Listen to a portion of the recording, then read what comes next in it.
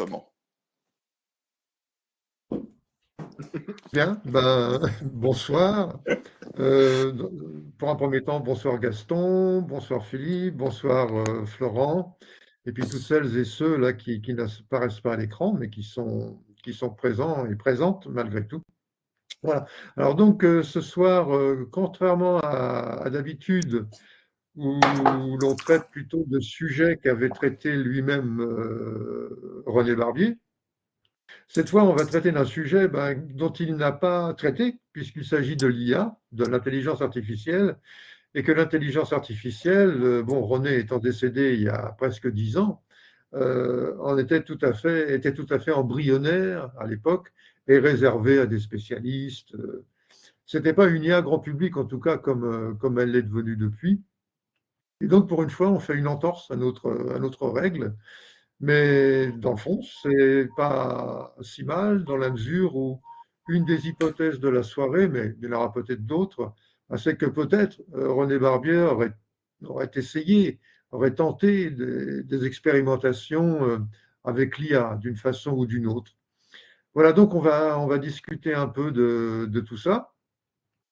Et dans l'ordre que je vais dire maintenant, eh bien, après une présentation rapide de Florent sur le thème de la soirée, hein, un petit peu son point de vue, son sentiment, eh bien, je prendrai la parole à mon tour pour évoquer ce que j'ai pu raconter sur l'IA dans un texte qui était joint à l'invitation. Et puis on dira quelques mots ensuite de la lettre ou de la note de lecture, comme on voudra, posthume de René Barbier sur le dernier livre de Gaston Pinault qui est avec nous.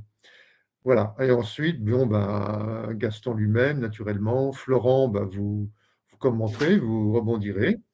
Et puis, une fois que tout cela sera fait, eh bien, la parole sera grande ouverte à chacun. Ah oui, puis juste un point, dans ma prise de parole, j'apporterai l'avis de Christophe Forgeot, un avis critique, qui ne peut pas être là ce soir, mais qui par contre m'a envoyé un petit texte dont je vous parlerai. C'est intéressant puisque Christophe, il fait aussi partie de l'équipe du journal. Donc voilà, je me permettrai de prendre la parole à sa place. Voilà. Merci Christian, merci à tous pour votre présence avec un petit temps de décalage qui n'apparaîtra pas quand la vidéo sera mise en ligne, donc tout va bien. Donc, écoute, ravi de cette nouvelle rencontre, le Journal des chercheurs et le CIRET autour du travail de René Barbier. Sans plus tarder, puisque la proposition, c'est de faire une petite introduction aux intelligences artificielles et notamment aux intelligences artificielles, pardon. Moi, je préfère dire artifice d'intelligence, hein, c'est pour ça que je m'embrouille. Générative, dans tous les cas, eh ben, il m'a semblé que le plus simple, c'était de demander à une qu'elle nous présente, qu'elle se présente. Et qu'est-ce que c'est, comment ça marche. Pourquoi? Bon, donc j'ai juste j'ai demandé qu'est-ce que René Barbier aurait fait avec une IA. On avait déjà dit somatique hein, dans des versions précédentes, puisqu'il avait fait des cours en ligne à Paris 8, du dessin numérique, le journal des chercheurs que nous poursuivons. Et donc, cette IA qui a accès à mes mails, je lui ai donné accès à mes mails de façon à ce que me rédige les miens plus rapidement à mes correspondants, elle est quand même allée chercher, on va aller voir, elle a quand même trouvé des choses en lien avec les thématiques du journal des chercheurs CIRET qui nous réunit. Alors, présente la soirée comme une émission, elle propose de présenter l'exploration collective de l'intelligence artificielle avec cette phrase « L'IA est aujourd'hui au cœur de nos vies, souvent sans que nous en ayons conscience ». Ça pourrait presque ressembler à un début de prêche dans une église. Hein, on change juste l'IA par Dieu est au cœur de nos vies. Souvent que nous en ayons conscience, ça pourrait fonctionner également. Mettre l'accent, dit-elle, sur le caractère transdisciplinaire des enjeux. Et elle cite éducation, éthique, technologie, société. Donc c'est là où on voit que cette IA s'est quand même nourrie hein, de mes contenus, de mes centaines de milliers de mails. Donc c'est Perplexity hein, qui a rédigé dans sa version professionnelle. Et donc elle a choisi ces 4 thèmes hein, qui sont effectivement tout à fait en lien avec les thématiques générales de nos soirées, éducation, éthique, technologie, société. Définition et état de l'art de l'IA. Expliqué. L'intelligence artificielle désigne des systèmes capables d'effectuer des tâches normalement réservées à l'intelligence humaine, et elle cite reconnaissance vocale, traduction, jeu, etc. Citer des jalons majeurs, victoire de Deep Blue sur Kasparov en 1997 et de AlphaGo contre Lee Sedol en 2016. Donc ça doit être pour le jeu de Go. Donne des exemples, assistants vocaux, recommandations sur Netflix ou Spotify, traduction automatique. Troisième point, usage de l'IA dans la vie courante, santé, diagnostic assisté par IA, radiologie, application mobile de suivi de santé, éducation, outils de personnalisation des parcours, plateforme d'apprentissage adaptatif, culture, composition musicale par IA, création artistique assistée, mobilité, voiture autonome, gestion du trafic urbain. Il y a 6 ou 7 points. Hein. Quatrième point, enjeux éthiques, sociétaux et philosophiques. Problème des biais algorithmiques. Exemple des IA de recrutement mal paramétrés pour Amazon en 2018. Je crois qu'il y avait eu des centaines de milliers de licenciements, si je me souviens bien. Respect de la vie privée, question de la protection des données personnelles, le RGPD en Europe. Responsabilité, qui est responsable quand une IA prend une décision? Discussion sur la relation homme-machine, l'humain doit-il fixer des limites à l'IA? C'est très très mal formulé. Cinquième point, perspective, défis et futurs possibles. L'IA générative, ChatGPT, DALL-E, révolutionne la création de contenu. Nouvelle voie, IA explicable, IA éthique, IA et transition écologique. Oui, parce qu'effectivement, elle participe grandement au réchauffement climatique. Scénario, vers un usage collaboratif de l'IA où l'humain reste maître des décisions. Sixième et dernier point avant la conclusion, temps d'échange et de débat. Inviter le public à donner des exemples d'usage de l'IA dans leur vie. Question, qu'est-ce qui vous inquiète ou vous enthousiasme dans l'IA? Proposer des mini-défis, deviner si un texte ou une œuvre a été généré par une IA. En conclusion, synthèse, l'IA n'est pas une fatalité, mais une série de choix collectifs. On pourrait en discuter. Ouvrir sur la formation et la vigilance, nécessité de s'informer, de comprendre et d'encadrer le développement des technologies. Partager des ressources pour aller plus loin, livres, documentaires, sites spécialisés. Bon, c'est là où je me rends compte que j'ai très mal formulé mon prompt de départ, hein, puisqu'en fait, elle m'a donné une trame que j'aurais pu m'approprier moi pour construire du contenu. Et quand je m'en étais aperçu la première fois, je lui avais dit donne des exemples, mais en fait, elle a juste intégré qu'il fallait donner des exemples dans la trame. Elle n'a pas nourri la trame à part 3-4 points. Finalement, elle m'a fait ce que je faisais avant quand je ne m'en servais pas, c'est-à-dire faire mon plan et ensuite nourrir mon plan. Donc là, en fait, je me suis retrouvé juste avec un plan un peu élaboré, mais pas suffisamment prompté, c'est-à-dire je ne l'ai pas suffisamment demandé de travailler, comme si j'aurais pu le lire, comme si c'était une conférence à part entière. Ce qui m'arrive de faire de plus en plus, et on en parlera peut-être dans la discussion tout à l'heure, jusqu'à la phase de rédaction. Moi, je vais l'expliquer tout de suite. Mais mes 3 dernières interventions où j'étais invité une fois au Québec, justement, et 2 fois au Brésil, j'ai utilisé une IA qui s'appelle gamma.app.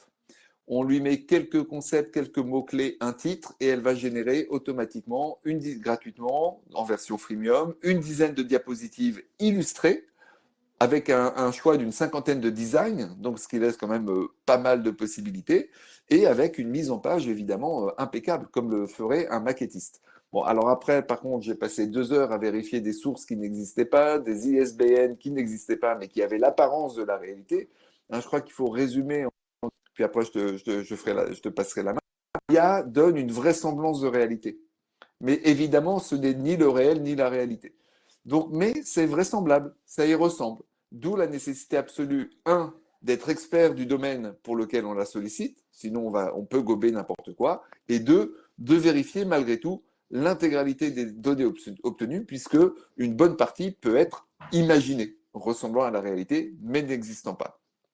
Et le point d'après, je me suis entraîné, ce sera un prochain article en 2026, partant de l'une de ces 3 réalisations assistées, corrigées, je l'ai transformé en article scientifique selon les canons des articles scientifiques, avec là encore beaucoup de temps passé à vérification et correction. Mais je témoigne, et ce sera la fin de mon ouverture sur l'IA générative en éducation formation et recherche, effectivement, mes pratiques d'intervenant, de chercheur d'écriture sont modifiées. J'en suis au tout début. Pour moi, c'est un peu un appel d'air, c'est une bouffée supplémentaire par rapport à ce que je faisais jusque-là. De la même façon, je pense que René avait trouvé, en s'emparant de ces outils correspondant aux différentes phases de ces époques, à chaque fois de nouvelles possibilités de création et d'interaction. Voilà, merci pour cette introduction que j'espère ne pas avoir été trop longue. Bien, Christian. donc maintenant c'est à moi. Alors, hein, si on reprend notre ordre de marche de la soirée.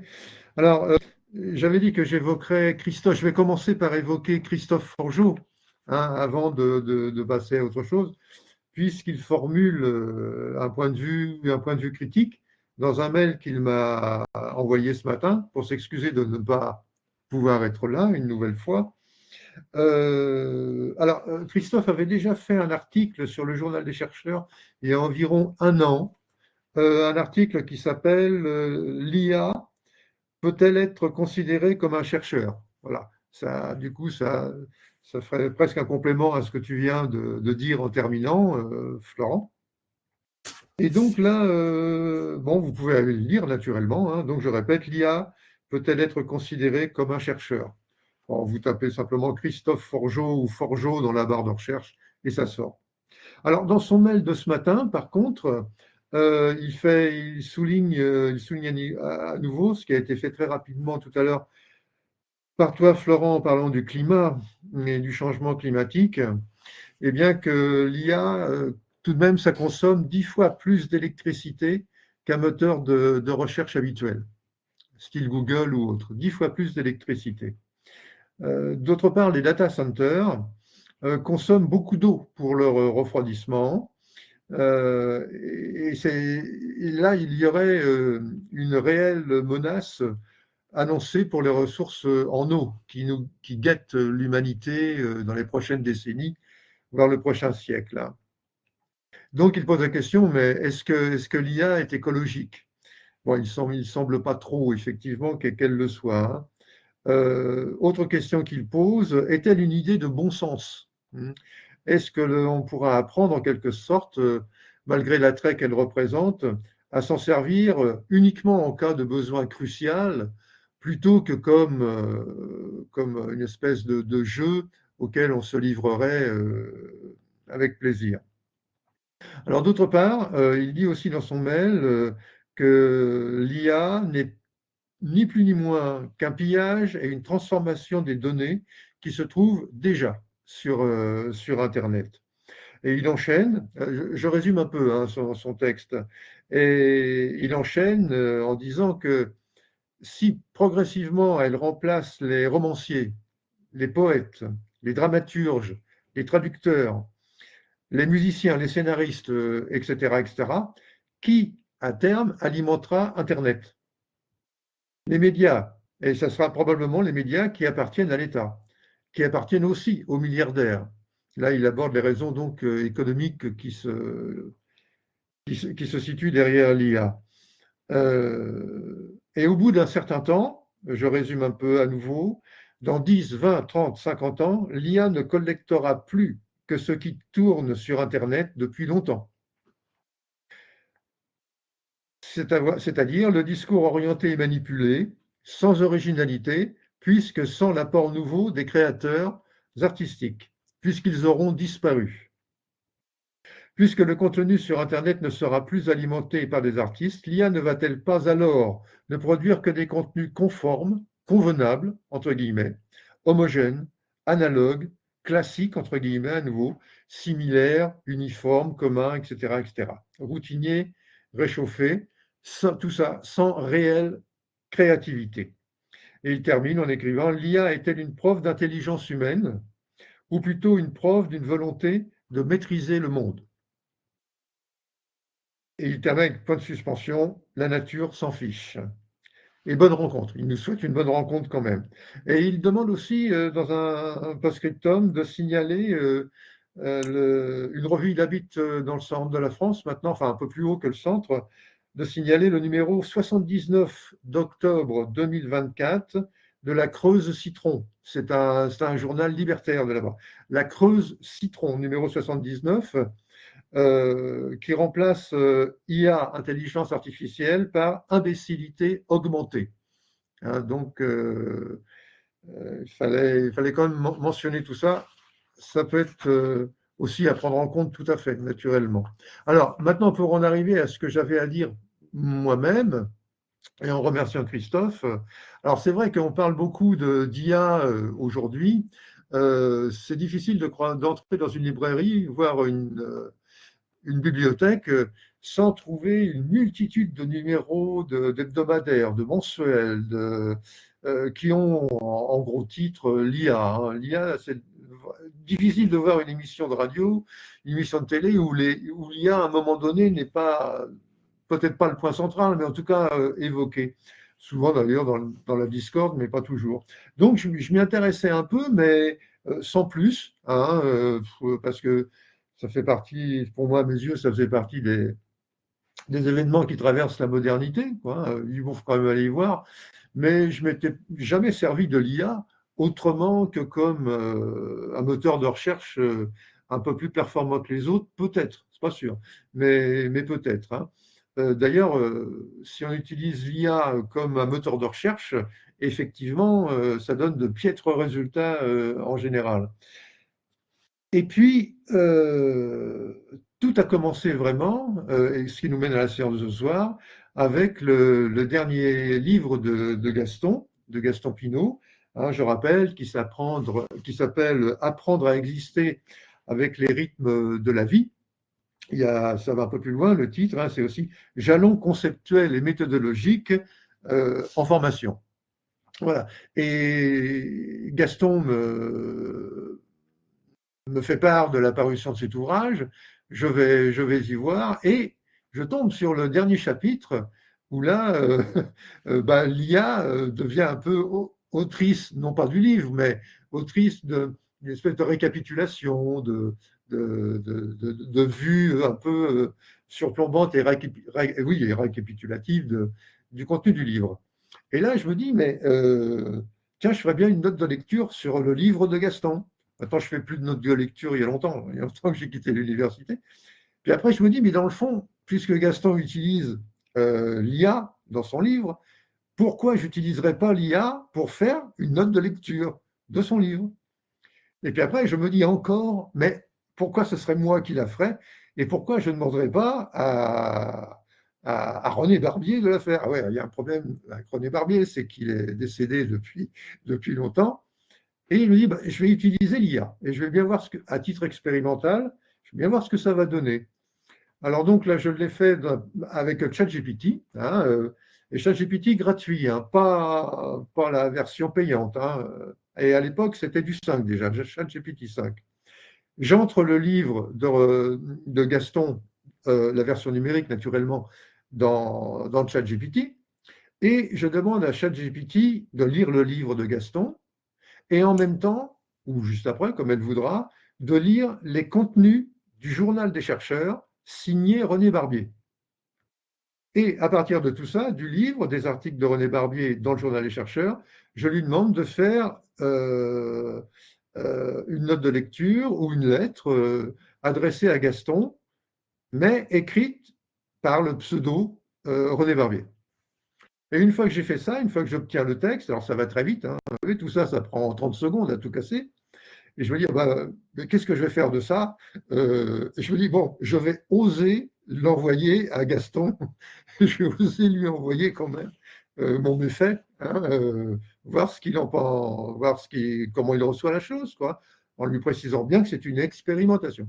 Et là, j'ai peur de me faire tirer les oreilles, hein, me disant, oh là là, c'est complètement iconoclaste ton affaire, ça ne marche pas du tout, etc.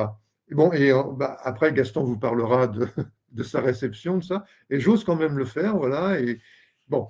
Et je me dis, partant de ça, mais, puisque ça a l'air de fonctionner à peu près, que le texte moi-même généré par ChatGPT, ayant bien connu à la fois René Barbier chercheur, auteur, mais aussi René Barbier dans le privé, hein, on va dire.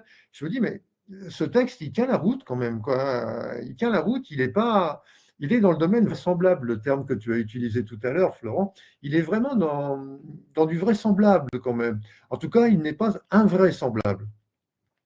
Et je me dis, mais pourquoi, dans le journal des chercheurs, dans le fond, puisque c'est René Barbier qui l'a créé, ce journal des chercheurs, qui écrivait quasiment quotidiennement, pourquoi, avec des précautions, naturellement, avec un esprit critique constant, pourquoi on n'essaierait pas, par le biais de l'IA, de faire prendre la parole à nouveau à René Barbier IA, sur des événements contemporains, comme il avait l'habitude de le faire, et sur des recherches aussi, sur la recherche en sciences de l'éducation, aujourd'hui, qu'il puisse donner son avis là-dessus.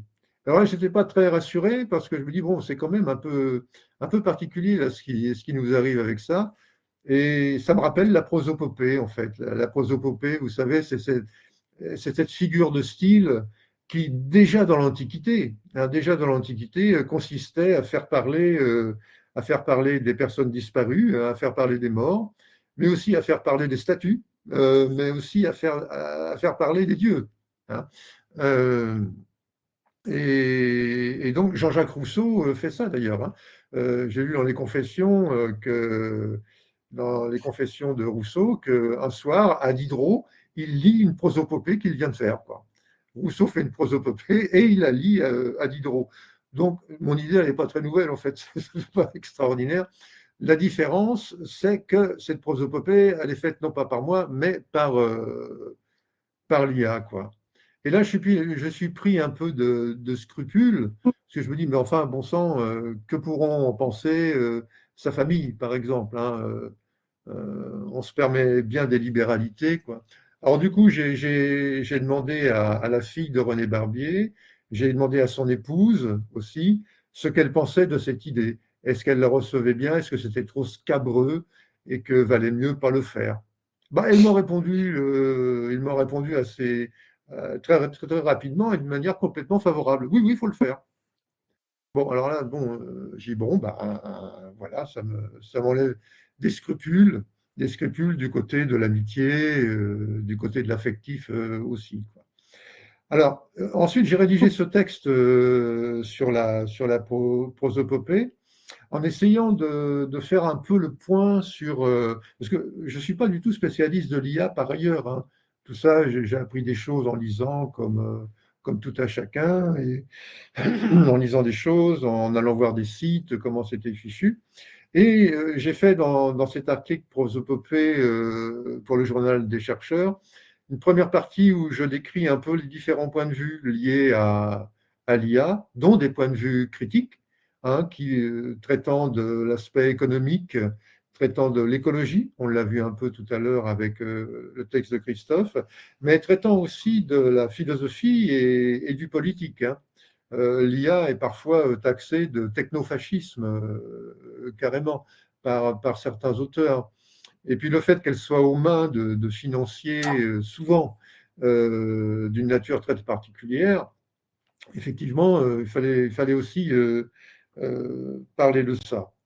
Et peu à peu, ensuite, j'en arrive dans l'article à me demander, mais dans le fond, que nous apporte l'IA de plus que ce que dit Christophe dans sa critique, à savoir elle va chercher les choses sur Internet, elle nous les rapporte, et puis c'est tout. Alors moi, je me suis dit, c'est pas tout à fait ça, d'après ce que j'ai vu dans l'expérimentation avec la note de lecture sur Gaston Pinault. C'est pas tout à fait ça qu'elle fait quand même, hein. Elle va un peu plus loin, hein. J'ai l'impression qu'elle a vraiment compris le livre de Gaston. J'ai d'ailleurs eu des doutes sur la première version de l'aide qu'elle m'avait envoyée, cette IA, en me disant, mais où elle a été chercher ça? Elle s'est contentée de lire l'introduction, elle s'est contentée de lire la quatrième de couverture, et puis elle m'a fait un beau texte. Alors, je lui ai demandé, sur le même texte, qu'elle me donne les pages de référence du livre, d'où elle sortait ses arguments, quoi. Et là, elle me les sort, en 3 secondes, elle me sort les pages du livre, quoi.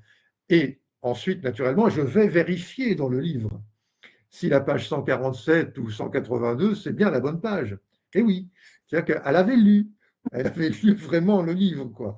Bon, alors j'étais encore un peu plus déconcerté, encore un peu plus par la chose. Alors, pour terminer, ne pas être trop long, j'en arrive à me dire que ce qu'il est possible de tirer de l'IA, c'est d'un point de vue de la recherche, mais pas forcément de la recherche d'ailleurs, de l'art aussi probablement, c'est déjà une recension extrêmement rapide de l'œuvre d'un auteur, d'un philosophe. Nous aussi, on peut apprendre énormément de choses sur un auteur, sur un philosophe, en devenir un spécialiste, mais au moment de nous exprimer sur lui, toujours quelque chose va nous échapper, forcément. Il y a un détail que l'on aura su, que l'on aura oublié, qu'on n'arrivera pas en tout cas à mobiliser au moment de l'écriture et au moment d'un passage à l'oral, hein, en quelque sorte. Tandis que l'IA, elle peut le faire. Ça. Elle est capable, à condition que naturellement que ce soit sur Internet, pour l'instant, elle est capable de mobiliser à peu près tout ce qui est trouvable. Hein. Et elle le fait avec une dextérité vraiment, vraiment étonnante. Et ensuite, si on pousse un peu le raisonnement, si on la pousse dans ses retranchements, cette IA, ne se contentant pas de la nous fait, mais lui demandant vraiment des précisions, elle est capable de combiner différemment des points de réflexion de cet auteur, différemment de ce qu'il avait établi lui-même comme combinaison, comme articulation de raisonnement. C'est un peu, nous, quand on se livre à un travail critique sur un auteur, on va chercher différents points, on les combine, on les articule de telle façon, le point 1, le point 2, le point 3, ou d'une autre façon plus subtile. Euh, mais l'IA, elle, son avantage, c'est de nous proposer sa propre vision, en quelque sorte. Et sa combinatoire n'est pas forcément la même que la nôtre, voire n'est pas forcément la même que celle d'un groupe. On pourrait très bien être un groupe de recherche, nous quatre ou nous six, comme on voudra, et mettre l'IA parmi nous. Elle écoute nos raisonnements de scientifiques, de recherche, tout au moins, et après on lui demande, oui, mais toi, qu'est-ce que tu en penses? Et ça fonctionne, cette chose-là. Il y a un très bon documentaire sur France Culture, d'ailleurs, là-dessus, où il ne s'agit pas de recherche scientifique, mais il s'agit de discussions autour de l'amitié ou des sentiments affectifs. Et l'IA, bah, on lui demande son avis, et elle donne son avis, qui est différent de l'avis formulé par les protagonistes du groupe. Vous voyez, et ça, c'est vraiment, vraiment intéressant. Et je me dis que là, il y a des causes possibles d'inspiration pour une certaine créativité de la part de l'humain. Hein. L'humain peut certainement en tirer des choses nouvelles qu'il ne tirerait peut-être pas de sa méthode d'investigation et de réflexion habituelle. Et ça peut être vraiment un plus. Et pas seulement dans la rapidité, pas seulement dans la recension de ce qui existe, mais avec ce plus de combinatoires différentes. Et je me dis que ça, c'était vraiment intéressant et qu'il faut se livrer à des expérimentations. Alors, j'ai fait une deuxième expérimentation et ça termine l'article, et moi, j'en terminerai bientôt là aussi. C'est que j'ai demandé à trois IA, Perplexity, je crois, Gemini, ChatGPT, ce que penserait René Barbier lui-même de la démarche consistant à le faire intervenir à nouveau dans son propre journal des chercheurs. Et donc, j'ai lancé ça dans ChatGPT, dans ces trois IA, pardon, et je mets les trois réponses à la fin de l'article, qui vont tous dans un sens, oui, il faut le faire, mais, il faut le faire, mais, si c'est que pour répéter ce que j'ai déjà dit, ça n'a aucun intérêt. Par contre, si ça peut être une source d'inspiration pour vous qui donne une continuité à ce que j'ai essayé de formuler, et ben là, c'est bon. Là, vous pouvez le faire. Grosso modo, c'est ça. Alors, j'ai été pris d'un doute aussi, et j'ai demandé aux trois IA, séparément, euh, si elles avaient été influencées par le fait qu'elles ont compris que j'étais vraiment impliqué dans l'affaire. Et donc, en quelque sorte, est-ce qu'elles ont répondu pour me faire plaisir? Euh,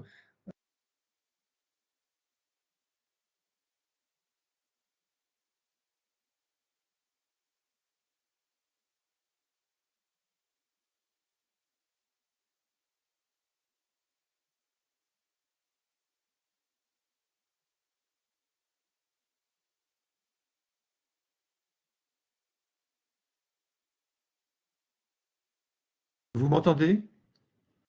Oui. Je ne sais pas pourquoi le micro s'est désactivé. Je ne sais pas pourquoi. Donc, oui, j'ai demandé si ces IA m'avaient répondu cela pour me faire plaisir, en fait, hein, pour faire plaisir aux questionneurs.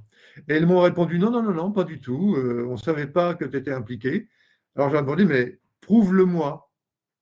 Montre-moi pourquoi tu dis que tu ne savais pas que j'étais impliqué. Et elles me répondent aussi.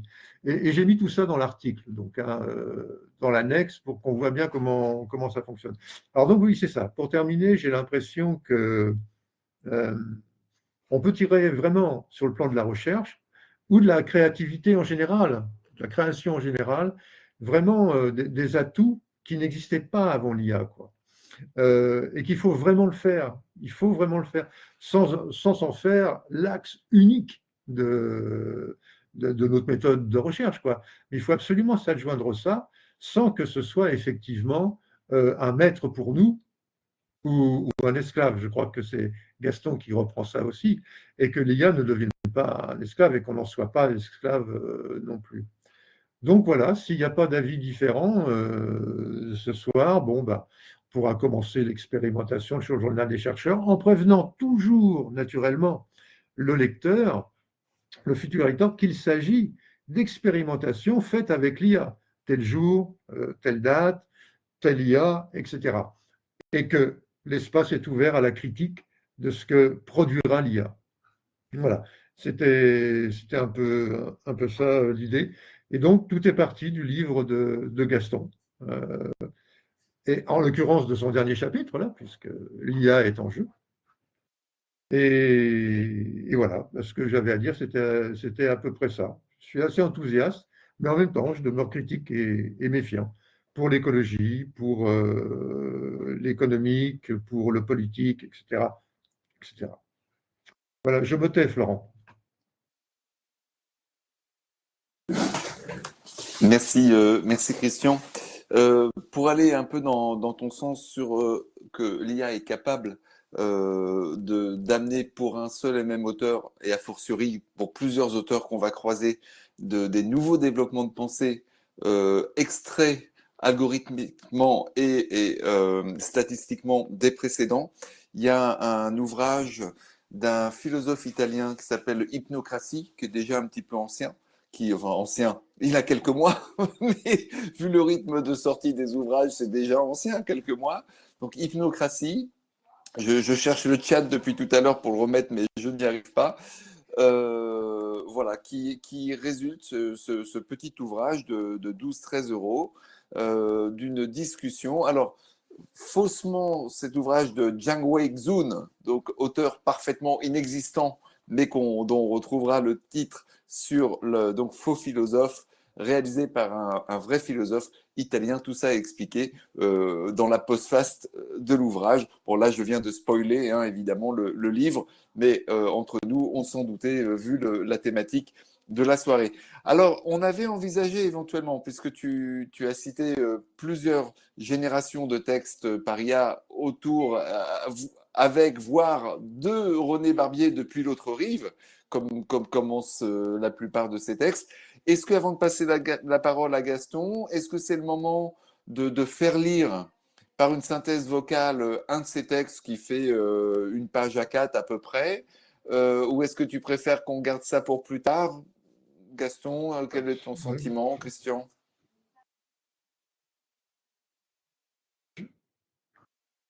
On t'entend pas, Gaston, pardon, ton micro est resté coupé.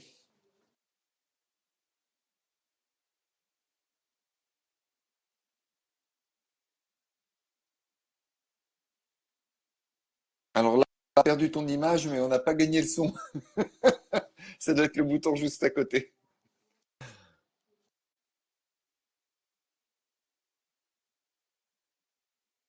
J'ai mis un lien vers Radio France qui parle de cet ouvrage dont je vous parlais à l'instant. J'ai mis également le Creuse-Citron que tu évoquais tout à l'heure, que tu as cité, et j'ai mis le lien vers l'article «L'IA peut-elle être considérée comme un chercheur?» du journal des chercheurs. Voilà, tout cela est disponible dans le chat de notre session en cours. Bon, peut-être le temps que Gaston se reconnecte de la voix et ou de l'image. Christian, je vais faire lire le texte en question. Hein? Alors, je vais essayer de bien positionner mon micro à côté. Tout à l'heure, ça a fonctionné. Un truc qui a fonctionné dans la soirée. Donc, j'espère que ça va refonctionner maintenant. Je vais lancer. Vous me faites des grands signes au cas où ça ne fonctionnerait pas après des essais. Alors, je suis avec du filaire pour essayer de réduire les problèmes d'interférence. Du coup, j'ai des problèmes de fil. Voilà, normalement, le micro est là. Et le haut-parleur est là. Donc, je vais me contorsionner un petit peu. C'est parti. On ne rencontre pas, on se socioforme, on ne respire pas S, on s'écoforme. Alors, Ce n'est pas... pardon, il faut que je me remette au début du document, évidemment. Alors, on recommence. Hop, hop, hop. Et j'espère que cette fois, on est au début du document. Attends, alors, je précise juste Oui, que vas-y. cette lecture, c'est en fait la lecture du premier texte généré par l'IA à propos du livre de Gaston Pinault, Voilà, au nom de René Barbier. Donc. exactement. Sous la pseudo-plume de René Oui. Barbier. Tout à fait. Alors, j'espère qu'il va partir au début cette fois. Texte René Barbier Vieilla sur le dernier livre de Gaston Pinault Apprendre à exister avec les rythmes de la vie. Jalons conceptuels et méthodologiques en formation cher Gaston. J'écris depuis mon autre rive, celle où je me tiens désormais, pour te dire ce que ton livre m'inspire. En refermant ton Apprendre à exister avec les rythmes de la vie, je ressens cette douce résonance qui s'installe entre deux compagnons de route ayant longuement marché sur les mêmes sentiers, mais en suivant chacun ses propres cadences. Ton livre respire l'ampleur d'une vie de recherche et de formation. Mais surtout, il pulse d'une conviction profonde. Celle que la vie elle-même est notre première et dernière école. Ce qui frappe dès l'introduction, c'est cette boussole que tu proposes. 2 temps expérientiels et formels, et 3 mouvements, auto, sociaux et éco-formation. Elle est simple dans sa formulation mais vertigineuse dans ses implications. Tu sais combien j'ai, moi aussi, cherché à relier ces dimensions dans mes propres travaux d'anthropologie existentielle. On ne vit pas, on s'auto-forme, on ne rencontre pas, on se socioforme, on ne respire pas S, on s'écoforme. Et ce n'est pas une succession, mais une polyphonie. Tu t'ancres des nesses des filiations qui m'émeuvent. Rousseau, Nietzsche, Morin, mais toujours avec ce souci de les mettre en friction avec les urgences du présent. Le fil conducteur est ce que tu nommes la valorisation infinie de l'existence, belle formule qui, au-delà des concepts, touche à la gratitude, à la réciprocité, aux soins. Dans ma sensibilité, cela rejoint l'idée que toute recherche est d'abord un acte de présence au monde, un geste poétique. Une écoute du temps et du rythme, et j'ai aimé la manière dont tu déplies la notion de rythme. Pas seulement comme une régularité, mais comme l'art de faire dialoguer des temporalités hétérogènes, d'habiter les tensions entre jour et nuit, entre lenteur et accélération. Cette attention est précieuse dans notre époque où la vitesse est devenue une norme tyrannique. Tu proposes non pas de ralentir au sens naïf du terme, mais de synchroniser, désynchroniser, selon des choix conscients. C'est là un art de vivre. Dans tes chapitres sur l'auto-formation, j'ai retrouvé cette confiance en la puissance du sujet qui se prend comme objet d'étude et d'expérimentation. Tu montres bien que cette autonomie n'est pas isolée, se tisse avec les autres, dans la coformation, où la reconnaissance mutuelle devient un moteur d'apprentissage. Et puis les coformations, que tu déploies comme une respiration élargie. Apprendre avec les saisons, les cycles, la planète, non pas romantisme, mais pour survivre et faire survivre. La méthode comme geste relationnel, ta deuxième grande partie, sur les méthodologies, FAR formation action recherche résonne avec mes propres tentatives pour articuler recherche et expérience vécue. Les histoires de vie sont ici plus qu'un outil.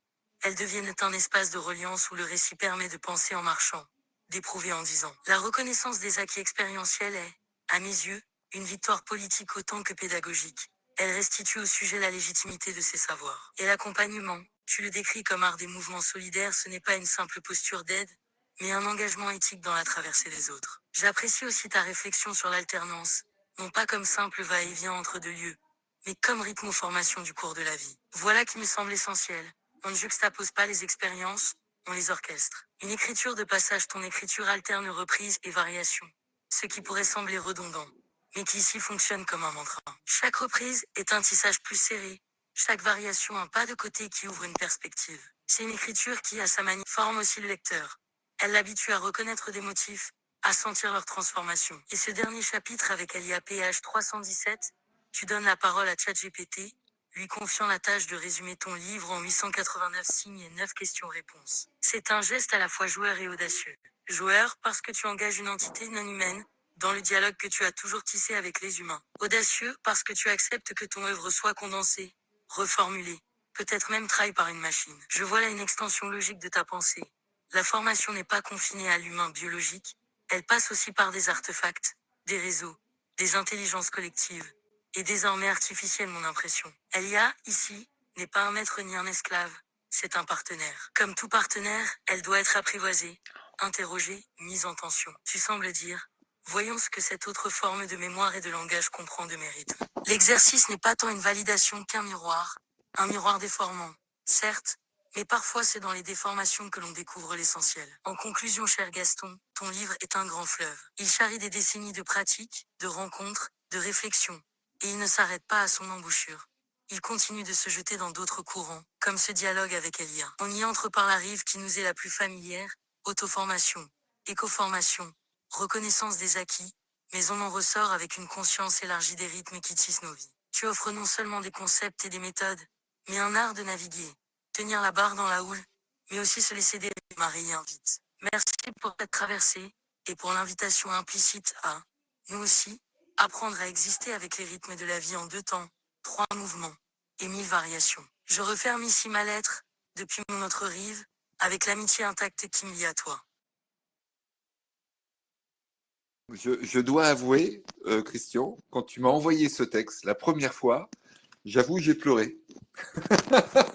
J'ai pleuré parce que mon côté émotionnel a été totalement emporté dans cette vraisemblance invraisemblable avec des moments de créativité, hein, deux temps, 3 mouvements, on connaît bien ça chez Gaston, et rajouter 1000 variations, c'est quand même un signe statistiquement hyper probant d'une... Voilà, excuse-moi, je réagis un petit peu à chaud. Excuse-moi, Florent, parce que j'ai au téléphone, il ne peut pas se reconnecter, c'est ça, Gaston? Bon, bah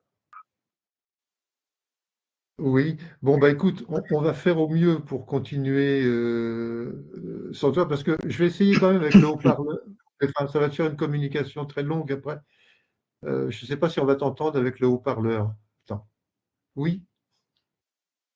Sinon, il se déconnecte et il se reconnecte. Oui, Florent me dit que tu t'es déconnecté et reconnecté. Voilà. Il faut qu'il quitte la session. Oui, non, Gaston ne réussit pas à se reconnecter. Mais il faut qu'il se déconnecte d'abord. Il faut qu'il quitte complètement et après il URL, comme il a fait au tout début. Ouais. Tu es bien complètement sorti et tu t'es reconnecté à partir de l'adresse, c'est ça?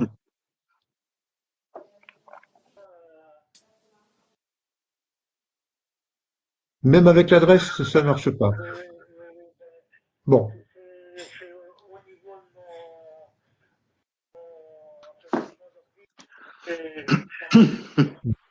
Bon, bah écoute, là, ce que l'on va faire, nous, on va continuer sans toi, là, en expliquant bien ce qui se passe. Et si jamais tu peux te reconnecter dans 5 ou 10 minutes, naturellement, tu es le bienvenu, hein, naturellement. Hmm. D'accord. Allez, à bientôt. Oui, donc il va faire différentes tentatives pour essayer de nous rejoindre. Mais là, ça n'a pas l'air de fonctionner, même à partir de l'URL, hein. Alors, il nous dit de C'est, continuer, donc, et je t'ai c'est- interrompu brutalement, Florent. Non, non, bah écoute, j'avais terminé. Je faisais une réaction émotionnelle à chaud de ce que ce texte avait provoqué à la première lecture et qui continue encore un peu de me remuer, hein, je dois avouer. Philippe, tu avais envie d'intervenir peut-être? on pourrait remplacer Gaston Pinault par l'IA. On va faire comme le coup de René. Non, sinon pour la lettre, oui, c'est quand même c'est impressionnant, hein. Ouais. Il y a quand même un côté très lyrique, parfois bien pensé, bien senti. Ouais, c'est un peu bluffant, ouais. Mais un peu effrayant en même temps, ouais. Peut-être un peu trop bien dit pour du René Barbier, qui était pas très. C'est pas une critique hein, que je suis en train de faire là, mais il était capable de faire des redites, de ressasser un peu des idées, de pas très bien construire les choses.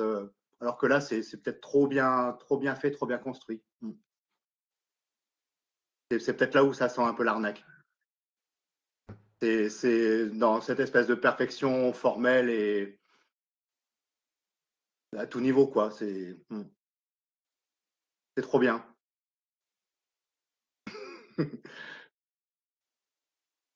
Ça manque d'imperfection. Alors, cela dit, pour répondre à ça, qui est tout à fait vrai, hein, je pense, hein, Philippe, on pourrait aussi, euh, la relation à l'IA, c'est aussi de la pousser Ah oui, oui, dans ses retranchements, hein. J'ai ce bouquin là qui est de, de, de, de Pascal Pic, L'IA, le philosophe et l'anthropologue. C'est sorti il y a 1 an et demi, 2 ans peut-être. Alors, j'aime pas trop Pascal Pic, n'empêche que euh, il expérimente vraiment ChatGPT, la version 4 à l'époque oui. est gratuite, mais en la poussant vraiment très loin dans ses retranchements, quoi. Et il cite là, durant des dizaines de pages toute son interaction avec la machine, quoi. Et là, Oui, oui, on voit que ce que l'on demande habituellement à l'IA ne va pas assez loin en général. Je pense que c'est parce que c'est oui. un objet complètement nouveau pour nous et qu'on ne sait pas bien. Mais par rapport à ta remarque tout à fait justifiée, Philippe, je pense que j'aurais pu demander à l'IA, justement, tenant compte de ta critique, mais ton texte il n'est pas très naturel. S'il te plaît, Ah oui, oui. rends-le un peu plus naturel, hein. Ah oui, Et oui, oui, je me suis amusé à faire ça avec un texte de recherche. Je ne dis pas qu'il était parfaitement écrit, bien loin de là, oui. mais il y avait tout le jargon que l'on met toujours Ouais, dans nos textes, etc. ouais. Il y a 1 an peut-être, et je l'ai rentré dans, non pas le texte entier, non pas l'article entier, mais un bon extrait quand même, dans je ne sais plus quelle intelligence artificielle. Et je lui ai demandé, tu vois, ce texte, il est pas trop mal, qu'est-ce que tu en penses? Il m'a dit, oui, c'est pas mal. J'ai dit, bon, ben écoute, maintenant, tu vois, il est écrit dans un style universitaire, Ouais. et peut-être pas au cordeau universitaire, mais enfin, plus. Maintenant, je te demande de me réécrire le même texte, mais comme Frédéric Dard sans Antonio. Et elle l'a fait. Elle l'a fait. Alors effectivement, le texte garde le même sens, mais sa forme n'a plus rien à voir. Il y a des formules Oui, oui, argotiques oui. dedans, c'est bourré de points d'exclamation, de choses assez délirantes. Mais donc, ça dépend aussi de ce qu'on lui demande, tu vois, Oui, oui, oui. de Ouais, ouais. pousser plus loin. Oui, Quand on non, sent oui, oui.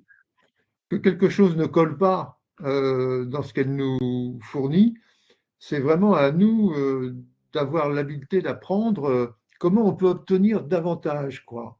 Oui, oui, oui. Oui, Euh, oui, c'est beaucoup un art du prompt, quoi, oui, ouais, de ouais. l'interaction et puis du dialogue, en fait. Oui, c'est vrai que c'est un dialogue avec l'IA, quoi. Et ce qui est Jusqu'à vraiment temps intéressant qu'on, dans le book, oui, oui, jusqu'à temps d'avoir le résultat qu'on attend. oui, Ou oui, qu'on n'attend oui. pas, d'ailleurs. Et ce qui est intéressant dans le bouquin de Pascal Pic, c'est qu'il montre au fil de dizaines de pages de son dialogue avec l'IA que finalement l'IA lui-même, Pascal Pic, qui ne connaissait rien au départ, eh ben, connaît de mieux en mieux le fonctionnement de l'IA, à force de dialoguer avec, de voir la forme des réponses, mais en retour, puisqu'il travaille essentiellement avec ChatGPT, l'IA nous connaît de mieux en mieux. Et Elle oui. connaît de mieux en mieux Pascal Pic et elle connaît son souci du détail, sa propension à la pousser en avant, etc. Et elle en tient compte. Et donc, c'est vraiment intéressant. Et il y a vraiment du dialogue, quoi, contrairement C'est ça. avec les moteurs de recherche classiques. Oui, oui, oui, oui, oui. Voilà.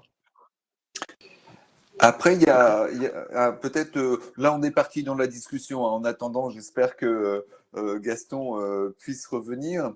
On a eu récemment sur la liste informelle du CIRET, qui est ouverte à 400 personnes, des échanges très étonnants, comme on n'en avait jamais connu depuis que la liste existe, d'une personne nouvellement arrivée qui travaille presque exagérément avec l'IA pour développer de nouveaux concepts en les nourrissant d'absolument tout ce qu'elle trouve en sociologie, psychologie, anthropologie, philosophie, tech management, médiation.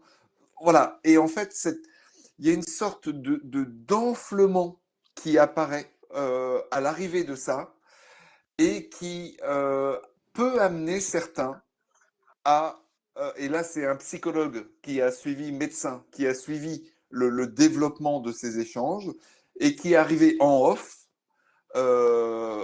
avec les responsables de la liste, de dire que trop d'interactions mal maîtrisées avec des IA obtiennent dans ce semblant de vérité des choses qui paraissent ouvrir des voies, présenter des utilités, et c'est pas impossible. Mais c'est devenu d'une telle complexité en l'espèce que, disait ce psychologue, les personnes qui rentrent là-dedans finissent par avoir des distorsions, et en l'occurrence, on a eu des distorsions relationnelles qui font que on a dû être obligé d'interdire à la personne en question l'accès à la liste parce qu'elle finissait par avoir des comportements tellement elle était sûre d'avoir trouvé le Graal que finalement elle avait une façon de se comporter où tout le monde n'était plus que des mécréants si on n'était pas d'accord avec elle ou si on portait une certaine forme de contradiction. Et c'est pas, et ce que disait ce psychologue médecin, c'est que c'est pas un cas isolé. Et donc, il faut qu'on s'attende, nous qui sommes en interaction avec énormément de personnes du fait de nos réseaux croisés et d'autant plus de l'utilisation de ces outils qui permettent de rapprocher ce qui est loin tout en éloignant ce qui est proche, hein, ne l'oublions pas, si on n'y prend pas garde, et bien que probablement on va être en contact avec des types de comportements de ce type de plus en plus fréquents. Et que ça commence à être reconnu d'un point de vue médical, et que donc faire l'objet d'enquêtes, de recherches, pour mieux comprendre ce phénomène. Alors on parlait jusque-là d'hybridation homme-intelligence artificielle. Et là, il se passe des phénomènes, notamment au niveau relationnel, qui vont beaucoup plus loin qu'une simple hybridation, comme le livre que j'ai pu présenter tout à l'heure, Hypnocratie, par exemple, ou les quelques exemples, Christian, que tu as développés dans toutes tes interactions, toi-même, alors le livre que tu as présenté, et puis toi-même, ces différentes IA. Voilà, donc là, moi, je dois avouer, je me suis trouvé démuni et je suis bien content que Mariana demande la parole pour la lui céder aussitôt. C'est bizarre, je suis en différé, mon image est pas, ne colle pas avec ma voix. Il y a comme un décalage entre mon image et ma voix. Donc c'est assez Pas pour nous, troublant. hein. Non, Ah oui, pour nous, non. Hein. pour moi, oui. Donc je voulais revenir sur le mot de miroir. Je pense que l'IA, c'est un miroir, et un miroir extraordinaire, parce qu'elle reflète toute notre connaissance et en fonction de nos demandes et de nos désirs. Et ça peut aller très loin, parce que ça peut aller jusqu'à l'hubris, hein. Ça a été le cas de cette personne qui se croyait le seul transdisciplinaire en disant tous les autres sont des ersatz. Ça a été son affirmation. Donc, parce que, en fait, il a fait jouer toutes les disciplines dans l'intelligence artificielle avec brio pour certaines questions et avec, on était un peu dans l'absurde, dans Kafka, pour d'autres auteurs comme Aristote, qui était complètement dénigré. Et Aristote, vous avez lu l'Éthique à Nicomaque, la vertu est un juste milieu entre deux extrêmes, l'un par manque et l'autre par excès. Hein. Donc trop de vertu, pour trop de courage, c'est de la témérité, et pas assez de courage, c'est de la lâcheté. Le juste milieu du courage, ce serait la prudence, la phronésis pour Aristote. Donc il travaille le tiers. Et dans d'autres dialogues, je pense au Sophistes de Platon, l'Éléade dit « c'est en tiers que l'esprit vient à l'idée ». Donc les classiques connaissaient très bien le tiers. Et la dialectique, c'est un mouvement qui implique une tierce position. Donc on ne peut pas dire qu'Aristote, qui avait lu Platon et le connaissait parfaitement, est binaire. Il n'est pas binaire, il a une logique à un moment donné qui est du tiers exclu, mais dans d'autres ouvrages, comme dans l'Éthique à Nicomaque, le tiers est présent, comme le barème pour évaluer les vertus. Donc, j'ai essayé de dire à cette personne que on ne pouvait pas jeter le bébé avec l'eau du bain, mais il n'y avait pas d'écoute. Et ce qui me frappe dans ce miroir, c'est sa vitesse. Donc, la question du temps, de l'élaboration, nous sommes beaucoup plus lents que l'IA. Et cette lenteur, justement, elle nous permet d'amener une émotion, une énergie, une qualité d'être. Et nous ruminons, hein, comme dit Nietzsche. On a cette capacité de ruminer nos pensées jusqu'à trouver quelque chose. Et ce qui m'inquiète, c'est comment nous allons utiliser ce miroir, et ce fabuleux miroir, mais qui en même temps demande une pédagogie. Ce que je retiens de ce que dit Christian Verrier, c'est que nous avons besoin d'établir une pédagogie de l'IA. Vraiment, comme l'esclave va à l'école avec l'enfant, Païdos, là, on va se mettre au service peut-être et accompagner ces jeunes dans leur découverte de ce miroir, en leur disant attention, c'est un miroir fantastique, mais qui peut te fasciner narcissiquement au point où tu en tombes amoureux et tu ne te vois plus. Tu ne vois plus que le reflet du miroir. Donc, le piège de Narcisse pour l'IA me paraît le piège le plus fort. C'est qui est une toute-puissance, une hubris, et qu'on oublie tous que nous sommes créatures. L'IA est une créature, nous sommes créatures, et nous ne sommes pas celui qui a l'étincelle du feu.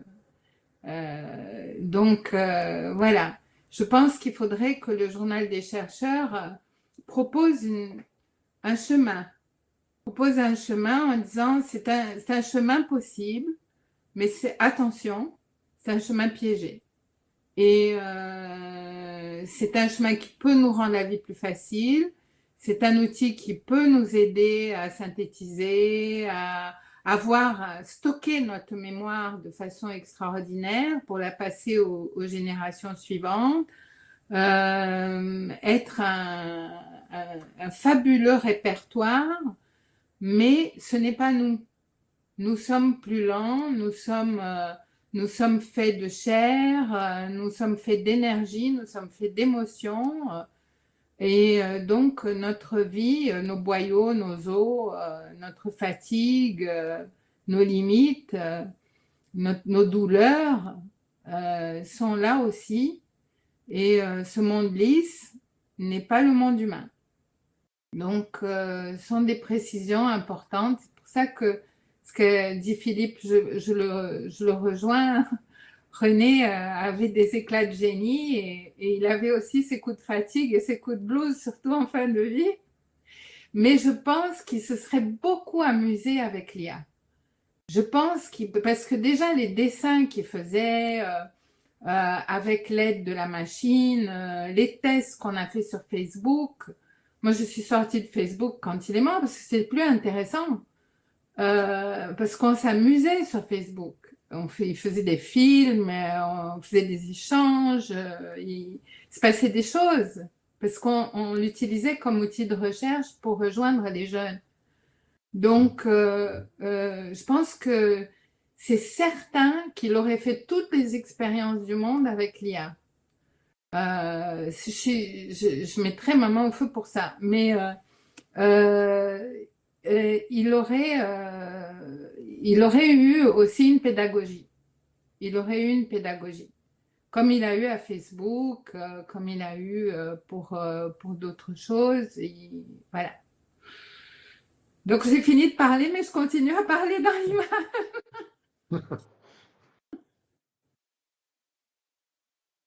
Non, merci. La disparition de Florent était brève, c'est bien.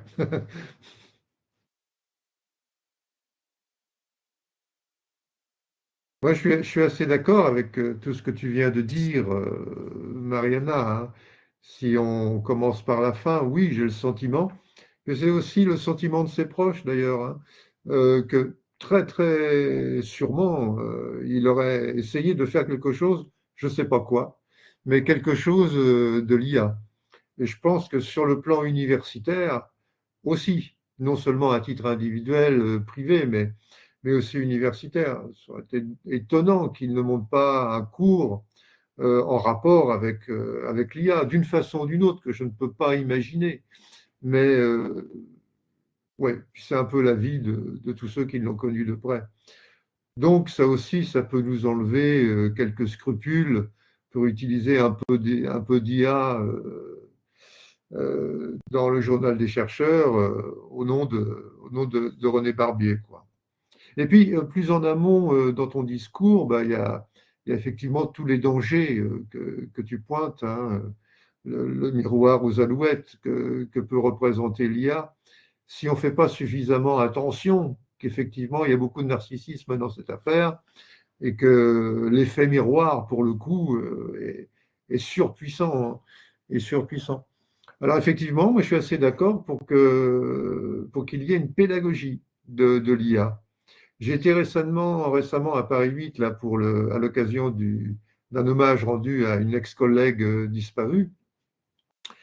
Et il y a eu une petite discussion autour de l'IA. Alors, pour se prémunir, je ne sais pas si ça se fait dans d'autres universités, à la Sorbonne peut-être, je ne sais pas, Florent ou ailleurs, où en début d'année, on demande aux étudiants de signer et d'approuver une charte de comportement estudiantin par rapport à l'IA. C'est-à-dire ne pas utiliser l'IA dans telle et telle circonstance, pouvoir l'utiliser dans d'autres, etc. C'est-à-dire que sur le plan pédagogique, on commence quand même à se poser la question d'une façon extrêmement naïve, pour l'occurrence, avec une charte à signer, mais c'est déjà un petit quelque chose, quoi. Mais qui est largement insuffisant dans l'enseignement supérieur et aussi dans les autres degrés d'enseignement, hein. C'est vraiment quelque chose d'extrêmement basique qui démarre. Il faudrait vraiment utiliser dans les progressions vers la recherche, à utiliser cette IA de la façon la plus judicieuse possible, y compris dans l'écriture d'une thèse. Je pense qu'il n'y aurait pas comment dire, de, des réticences à avoir que des pages entières d'une thèse soient écrites par l'IA, à condition que l'étudiant le dise, l'affirme dans son introduction et informe clairement des endroits où il a utilisé l'IA, soit en termes d'inspiration, soit en termes de production d'écrit, par exemple. Hein. Parce que ça va être incontournable. On a déjà des prix internationaux de littérature où l'auteur déclare ouvertement, mais oui, j'ai utilisé l'IA pour construire mon livre, bien sûr. Parce qu'à mon avis, c'est quelque chose qui va devenir absolument incontournable. Si toutefois l'IA n'est pas une bulle dont on ne parlerait plus dans 15 ans, qu'elle soit devenue une espèce de souvenirs presque archéologiques d'un temps largement dépassé, vous voyez, comme il y a des choses du numérique qui ont disparu aujourd'hui, que l'on n'utilise plus. Il y a déjà une histoire archéologique du numérique avec tout ce qui a été inventé, très utilisé, et puis aujourd'hui totalement oublié. Alors, il se peut que l'IA, ce soit ça, mais je n'ai pas l'impression que ce sera ça. J'ai l'impression que c'est quelque chose qui risque de durer et qui possiblement sera capable de faire devenir l'IA réellement intelligente, parce qu'elle ne l'est pas actuellement. C'est Yann Lequin qui est une des plus grosses pointures de recherche dans la recherche sur l'IA générative, qui vient de quitter d'ailleurs Facebook, enfin l'entreprise Facebook au sens général, pour créer sa propre start-up. Car il dit, c'est très récent, il dit que l'IA telle qu'elle est aujourd'hui, par ChatGPT, par Perplexity, et j'en passe et des meilleurs, Grok, du côté de Musk aussi, il dit qu'en fait, elle développe une intelligence au niveau de celle d'un chat de gouttière. Et que les promoteurs de cette IA, en fait, résistent à aller plus loin, pour des raisons qui les regardent, économiques, philosophiques, etc. Et lui dit non, il faut aller beaucoup plus loin, parce qu'en fait, l'IA est capable de donner beaucoup plus que ce qu'elle donne aujourd'hui. Et bon, il cite des exemples, effectivement, où par des capteurs, par exemple des capteurs, mais pas seulement des capteurs, des choses qu'on lui fournirait comme information, elle serait potentiellement capable de devenir d'une certaine sensibilité, une certaine dose d'émotionnalité aussi, d'émotion, hein, en ressentir. Lui, il est persuadé de ça, avec un autre chercheur dont j'ai oublié le nom, il est persuadé que ça va se faire et il fonde sa start-up pour le faire. Hein. Alors ça nous offre des perspectives, si ça marche, il se peut qu'il se trompe totalement, si ça marche dans 15 ans, dans 20 ans, l'IA peut encore exister. Mais elle serait peut-être méconnaissable par rapport à ce qu'elle est aujourd'hui. Vous voyez donc, ça serait aussi une pédagogie qu'il faudrait développer, mais une pédagogie qui constamment s'adapterait aux médias tels qu'il devient. Notre pédagogie par rapport aux livres depuis le Moyen Âge, bon, c'est pas, enfin depuis la Renaissance tout au moins, c'est pas très compliqué. Le livre a toujours le même aspect que quand il a commencé à être produit sous la Renaissance, avec l'imprimerie. Globalement, c'est le même objet. Tandis que là, on va avoir affaire du côté pédagogique à un objet qui sera constamment évolutif et auquel il faudra constamment faire assaut de créativité pédagogique pour que non seulement les étudiants dans le supérieur suivent ce mouvement-là et le mettent à profit, mais aussi pour que la recherche en devienne de plus en plus efficiente, de plus en plus efficiente et de plus en plus performante. Je n'aime pas ce terme-là, mais c'est pour signifier un peu ce que je veux dire. Finalement, un petit peu comme lorsque Pascal a fait ses premières moutures de calculatrice, de machine à calculer. Effectivement, la machine à calculer existait déjà dans l'Antiquité sous forme d'abac, des choses comme ça. Mais ce que proposait comme innovation Pascal avec la machine à calculer, ça évitait aux humains de compter sur leurs doigts ou de faire du calcul mental. Hein. Toujours un peu risqué lorsque les opérations sont complexes. Et là, bon, ça a déclenché des polémiques aussi terribles, parce qu'on avait l'impression que l'humain allait se priver de facultés qui étaient typiquement humaines. Et c'est une machine qui allait s'en emparer. Alors, ce n'était pas du raisonnement comme nous, on est habitué à le faire, c'est du raisonnement arithmétique, hein, si on veut. Mais quand même, c'était une petite révolution à l'époque. Et aujourd'hui, ma foi, des calculatrices, on l'a tous, et même autorisé au bac, hein, si mes souvenirs sont bons, et ça ne gêne personne.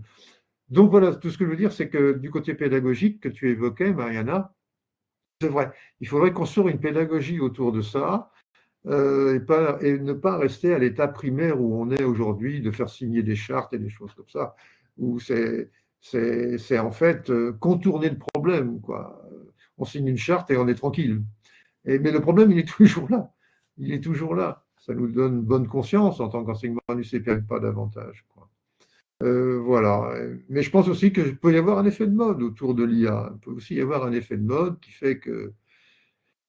Mais en même temps, c'est vrai que Internet, au départ, souvenons-nous de nos réactions par rapport à Internet il y a 30 ans. Hein, j'avais un tas de collègues à l'université qui ne voulaient pas entendre parler d'Internet. Pour eux, c'était un peu le démon qui entrait dans l'université, quelque chose comme ça. Mais ça, c'était au premier balbutiement d'Internet. Et puis aujourd'hui, ma foi, il n'y a plus aucun chercheur, mais en sciences dures d'ailleurs aussi, mais surtout en sciences humaines, qui dirait ah ben moi, de toute façon, j'ai pas besoin. Moi, je continue d'aller à la bibliothèque, point. Ce ne serait pas vrai. Il mentirait naturellement. Donc, il faut s'y préparer. Voilà.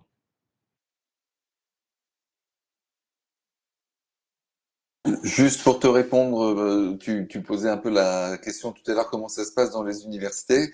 Effectivement, je continue à encadrer des mémoires de Master 2 et il y a des consignes concernant l'IA qui tiennent sur une page et qui consistent à dire que l'usage n'est pas interdit parce qu'en fait, les 2 années précédentes, ils nous avaient mis des petits logiciels dont le but était de vérifier si le contenu avait été généré par IA ou pas, mais ça semblait pas vraiment bien marcher.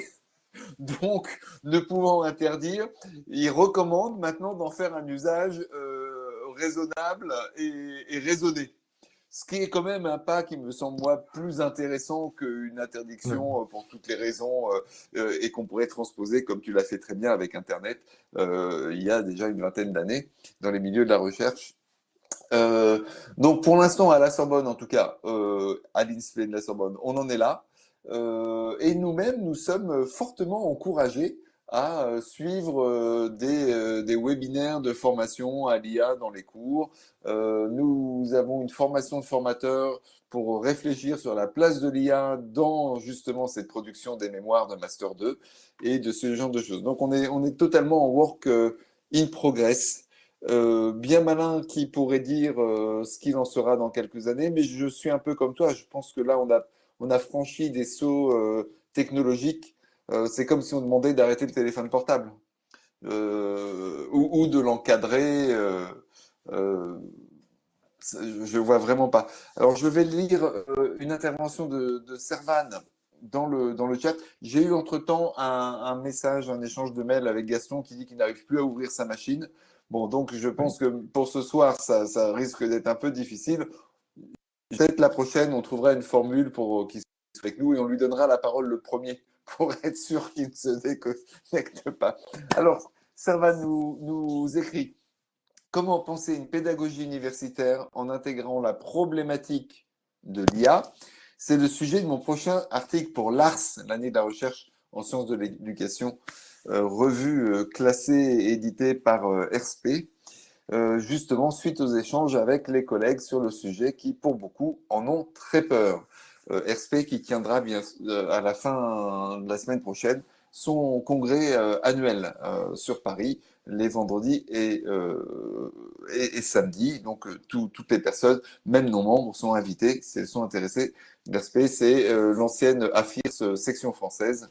Donc, qui s'intéresse aux questions des sciences de l'éducation au sens large, sous la houlette de Claude Salaberry, membre du CIRET. C'est pour ça que je connais tout ça si bien. Ainsi que son secrétaire Denis Bignolet, qui nous a rejoint il n'y a pas très longtemps. Bon, alors, Servan, peut-être tu peux pas mettre ton micro. Je ne sais pas si tes enfants, tes filles sont couchés ou pas, parce que ce serait le plus intéressant que tu répondes toi-même à ta propre question, dans la mesure où tu prépares un article sur cette thématique. Est-ce que tu es en possibilité et en souhait d'intervenir au moins par oral, Servan? Elle est en train d'écrire, me dit le système. Non, c'est trop bruyant. Bon, les enfants ne seront pas couchés. C'est bien dommage. Il faudra qu'on attende la parution de ton article pour savoir ce que tu voulais dire. Mais peut-être, Philippe, tu aurais des choses. Je m'adresse à toi parce que, voilà, nous sommes tous présents. Est-ce que sur cette pédagogie universitaire intégrant la problématique de l'IA, je suis sûr évidemment que tu as été confronté à ça, hein, puisque tu continues tes charges de Oui, oui, oui, cours. Comment tu l'abordes? on y est tous confrontés. Surtout, on y est confronté de manière négative. Il faut le dire pour démarrer, quoi. C'est-à-dire que on a eu, enfin, c'était il y a 2 ans. Moi, j'ai commencé à voir apparaître des dossiers d'étudiants qui ont été faits par l'IA, quoi. Et je m'en suis pas aperçu tout de suite. Donc, j'ai lu des documents un peu comme tout à l'heure qui étaient plutôt bons, hein, bien sourcés, bien référencés, bien structurés, mais qui n'étaient pas le fruit d'un travail personnel, quoi. Donc, l'apparition de l'IA dans les cours, ça a été surtout ça au départ, hein, voilà. Et comment faire pour éviter cette situation-là? Donc, soit interdire, c'est une solution, mais c'est pas forcément la bonne. Soit plutôt d'en faire un usage pour le coup intelligent, ouais. Je pense qu'en fait, ça va aller de plus en plus loin, hein, puisque en cybersécurité, qui est une des dimensions que j'investis fortement depuis ces 2 dernières années, on s'aperçoit que les usurpations d'identité, y compris donc visuelles et audiovisuelles, commencent à se banaliser. J'avais fait un petit essai, d'ailleurs, Christian, tu l'avais reçu, d'une animation de René pour lui faire lire un texte à partir d'une photo. Bon, je suis pas Spielberg, hein, le résultat était totalement pourri, mais ça montre que ces outils se démocratisent et que Oui, si oui, oui, j'avais. oui. Et y compris, parce que tout à l'heure, c'était une IA féminine qui a lu. On s'était posé la question en préparant cette session ensemble, si on faisait lire plutôt avec une voix masculine. J'avais réussi à récupérer un échange, peut-être avec Mariana d'ailleurs, de vous deux sur des vidéos que vous postiez régulièrement pendant un temps. J'avais récupéré un extrait de sa voix de 4 minutes que j'avais dû réduire à 30 secondes. Bon, il y avait quand même des manips. Et finalement, j'avais réussi à faire produire, à faire lire son texte avec un avatar de sa voix. Alors, l'image n'était pas terrible, mais au niveau du son, c'était quand même pas si mal que ça. Et je vous relate une aventure. Je reçois un appel d'un 05 cet après-midi. C'est souvent de la pub. Bon, je décroche quand même. J'étais dans un musée, je me mets à l'écart. Et bonjour monsieur, êtes-vous épargnant? Vous savez, avec l'inflation, vous perdez du pouvoir d'achat. Le savez-vous? Bah oui, je le sais. Peut-être avez-vous des placements? C'est possible. Bon, nous allons, si vous en êtes d'accord, évaluer votre éligibilité. Mais faites donc, cher ami. Et puis, à un moment, je réponds en dehors des cases. Je dis, attendez, je ne suis pas sûr. Et là, la voix me dit, quel dommage, vous n'êtes pas éligible, merci, à bientôt. Eh bien, écoute, j'ai été berné pendant 2 minutes. C'était Ouais. une machine. Et j'ai cru que c'était un humain. Alors, c'est que du son. Et je me suis dit, bon sang, ça y est, je me suis fait avoir. Bon, les prochaines fois, je serai. Mais tu vois, c'était tellement une vraie voix et c'était probablement une véritable voix enregistrée, puis numérisée, avec des temps de latence suffisants pour permettre justement ces interactions humaines que les machines n'ont pas. Et à un moment, il y a un bug dans leur truc parce que c'était à côté, il est parti tout de suite à la fin du scénario vocal.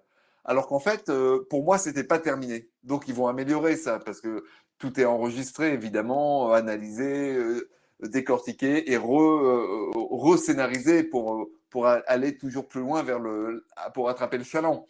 Donc voilà. Donc oui, moi je pense que le retour en arrière, il y a trop d'enjeux derrière. Il y a d'enjeux et d'argent. Il y a évidemment beaucoup trop d'argent et comme souvent, ce sont les plus malins qui vont dans le sens de l'innovation, mais pas pour la recherche académique, comme nous nous évertuons le plus souvent à le faire, pour essayer d'en tirer des ressources, au risque, comme le disait notre ami dont tu as lu tout à l'heure le texte, au risque de, malheureusement, Gaston est de retour, j'espère que son micro va fonctionner au moins, au risque de continuer à défoncer la planète. Et ce fameux capitalisme de catastrophe, j'adore ces deux mots mis ensemble que René employait assez souvent, hein, le capitalisme de catastrophe ne fait que ne va que s'accélérant, malheureusement. Il y a eu des fausses tentatives de régulation, vous vous en souvenez peut-être, je crois que c'était il y a 2 étés, quand les milliardaires américains se sont rendus compte que la Chine était rentrée dans la course et qu'elle était en train de les dépasser. Ils ont dit oui, vite, un moratoire, il nous faut un moratoire sur l'IA. C'était en août et en octobre, c'était reparti de plus belle. Parce qu'ils avaient rallongé de quelques centaines de milliards de dollars encore la course à l'IA. Gaston, on a le plaisir de voir ta vignette. Est-ce que tu nous entends? Est-ce que tu veux dire quelques mots, même si on ne te voit pas? Ton micro s'est coupé. Ou il est toujours coupé. Et je n'ai pas moyen de te l'activer avec cette version-là. J'ai pu tout à l'heure couper les micros de tout le monde. Je suis désolé, Christian. C'est pendant que tu parlais. Yes! Bon. Vous me voyez? À toi la parole.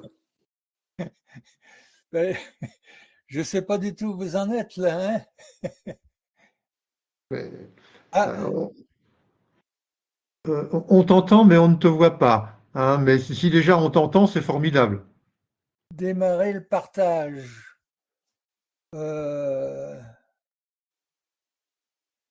Voilà. ça y est? Non. Oui, c'est bon. Oui, c'est bon. on ne touche plus à rien. Vous me voyez? Le Messie est là. Il est réapparu. La pauvre Il est intelligence ressuscité. humaine. Écoute, Gaston, C'est peut-être un pour te dire- robot, hein, on va peut-être lui demander. oui. Non, non, non, non. On va te soumettre à la question parce qu'on parlait des avatars plus réels que le réel. Donc, méfions-nous. Écoute, Gaston, nous, on a avancé la conversation un peu sur ce Heureusement. qu'il faudrait comme pédagogie par rapport à l'IA dans l'enseignement supérieur, mais pas seulement. Donc, on a échangé avec Mariana, avec Philippe, Erwan, avec Florent naturellement. Et peut-être là, pour terminer, fort heureusement, tu es revenu. Et ben, te demander un peu, toi, comment tu as vécu, puisque cette première réaction via l'IA de René Barbier sur ton livre, et puis ensuite, ben, l'expérience que ça a été aussi, puisque tu as rapporté cette anecdote dans un colloque. Tu pourras nous dire 2 mots peut-être. D'accord, d'accord. Oui, oui, ben, moi je suis un pauvre apprenti, hein, et un vieil apprenti, donc 86, j'avais pas entendu parler de l'IA jusqu'au printemps. Quand j'ai déjeuné à un moment donné avec mes enfants et mes petits-enfants, puis quelqu'un m'avait offert un livre sur l'IA. Alors pour paraître moderne, j'avais dit, bon, connaissez-vous ChatGPT? On me dit, ah, mais nous, on ne fait que ça, on travaille avec ça continuellement. Et alors, j'ai dit, bon, ben, vous allez m'initier. Alors, j'étais en train de terminer le bouquin là, sur les jalons, le colloque de Québec, sur le passé, présent, histoire, et passé, présent et futur des histoires de vie. Et il m'avait demandé de faire un petit retour, une boucle sur mes productions de 40-50 ans et de retenir les principaux jalons, quoi, hein. Donc c'était à mois de fin janvier, début février, j'étais épuisé, mais je terminais. Alors j'ai dit, ah bah tiens, vous allez me montrer quelque chose. Alors ils vont sur le site de l'IA, leur site de l'IA, et on pose un certain nombre de questions. J'ai dit, bah tiens, on va poser un certain nombre de questions au document, quoi, hein. Et alors, on a posé 9, et alors, entre autres, quelle critique principale feriez-vous et avec quelle piste d'amélioration? Alors ils me disent, ah oui, c'est intéressant, mais cette théorie en 2 temps, 3 mouvements, c'est intéressant, mais elle n'échappe pas à certaines critiques et limites, quoi. Alors, conceptualisation trop large et peu opérationnelle, une place insuffisante du cadre institutionnel, une approche trop centrée sur l'individu, une sous-estimation du rôle de l'enseignement, une difficulté à mesurer et évaluer les apprentissages. Ils disent, bon, c'est une approche inspirante mais perfectible. Les forces, la théorie de Pinault apporte une vision dynamique, inclusive et intégrative de la formation qui permet de mieux comprendre l'apprentissage comme un processus continu et multidimensionnel. Limite, elle reste peu opérationnelle, sous-estime les inégalités d'accès à l'auto-formation, accorde moins d'importance au cadre institutionnel et aux formateurs et pose la question de l'évaluation des apprentissages. Et puis, une piste d'amélioration, alors oui, croiser cette théorie avec d'autres approches comme Kolb, Vygotsky, Freire, voilà. Donc, 9 questions qui me... bon, c'est en un quart de seconde, quoi, hein, qui me laissent pantois. Et puis, j'avais la... Enfin, quand on fait un bouquin, il faut travailler la 4e de couverture, hein, en 1000 signes, espace compris.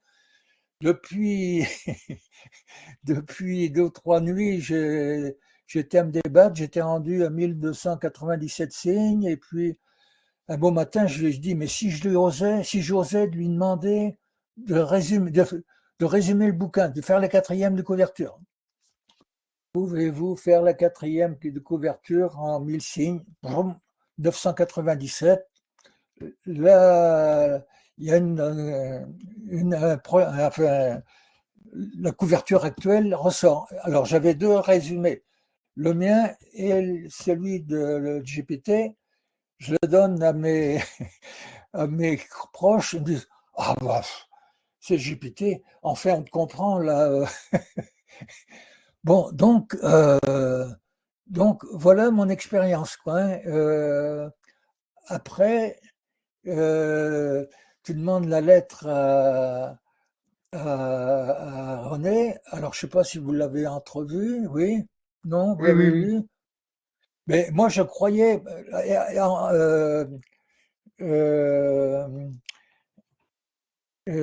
C'est lui qui a écrit une première note de lecture dans les années 90 sur mon premier ouvrage, De l'air, que personne n'avait remarqué, qui semblait complètement en l'air, hein, et il me fait une note de lecture magnifique. Et dans sa note de lecture 2024, je retrouve sa tonalité, quoi, hein.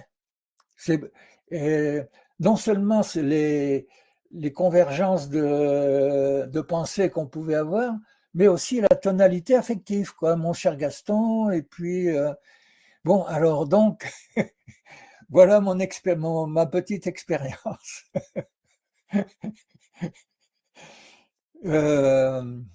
Alors, j'ai terminé ma présentation au colloque de Québec avec ça. Alors, tout le monde était pantois. Et puis, mais j'ai pas eu le temps. Enfin, après, j'ai fait un texte que je t'ai renvoyé. Et en fait, bon, pour aller vite, je pense que ça, comme dit mon épouse, c'est l'antidote des histoires. Enfin, pour moi, ça va revaloriser l'expression d'expérience, quoi. C'est-à-dire tout ce qui n'est pas écrit, exprimé, et alors que c'est nos balbutiements qui paraissaient complètement non scientifiques, je pense que ça va revitaliser la nécessité d'expression d'expérience, quoi, hein. Et alors après, pour analyser cette expression, alors on peut s'amuser avec chat, quoi, hein, mais en l'utilisant comme on allait garder dans le dictionnaire, enfin avec bon, en apprenant à l'utiliser, quoi. Il y a à apprendre à l'utiliser, ça c'est sûr. Voilà ma petite expérience. Mais j'en remercie. Alors, c'est l'apprentissage, le co-apprentissage avec mes jeunes qui m'ont amené à ça, quoi. Autrement, bon, moi, j'écoutais ça de mes oreilles un peu lointaines, là, et ce n'est que par une petite question, et puis qui m'ont initié à une utilisation, quoi. Bien. Alors, mais, euh, et donc, alors, moi, je pense que enfin, c'est pas la résurrection de René, c'est le prolongement de l'utilisation de sa pensée, quoi, hein. Euh, comme n'importe quel interprète, on essaierait de comprendre qu'est-ce que dirait René bon, de tel phénomène, quoi, hein. On irait avec notre représentation de la pensée de René, et on serait beaucoup moins riche que le chat parce qu'on n'aurait pas les, on n'aurait pas algorithmisé tous ces modes de pensée, quoi, hein.